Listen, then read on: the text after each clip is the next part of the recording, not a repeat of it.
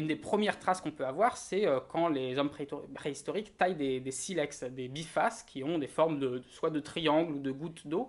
Et ces formes-là, ce sont des formes qui sont symétriques. Et donc déjà, quand on commence à faire de la symétrie, on commence déjà d'une certaine manière à faire des mathématiques. C'est-à-dire qu'il faut avoir l'idée de la forme avant même de la réaliser. C'est-à-dire qu'il faut commencer à être dans l'abstraction, dans l'imagination d'une forme.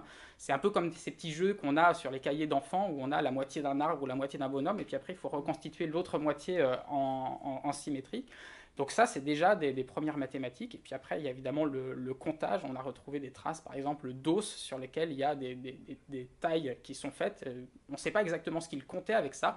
Il y a des suppositions sur le fait que c'était peut-être des calendriers, ou alors peut-être qu'ils comptaient du gibier, le nombre de mammouths dans un troupeau. On ne sait pas exactement ce qu'ils en faisaient, mais en tout cas, il y a des débuts de numération.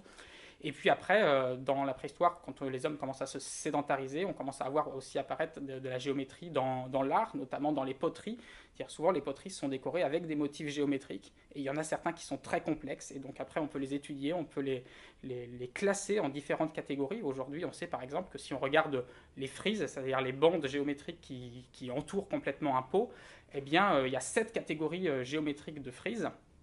Et il se trouve que ces 7 catégories avaient déjà été trouvées par les artistes mésopotamiens avant même l'invention de l'écriture, mais seulement ils faisaient ça de façon très intuitive, c'est-à-dire sans avoir forcément les mathématiques formelles qu'il y a derrière. Ils faisaient juste parce qu'ils essayaient de décorer leur peau et de trouver toujours des motifs plus complexes et plus jolis les uns que les autres. Et donc c'est assez fascinant, voilà, de voir ces mathématiques se former petit à petit avant même leur formalisation écrite.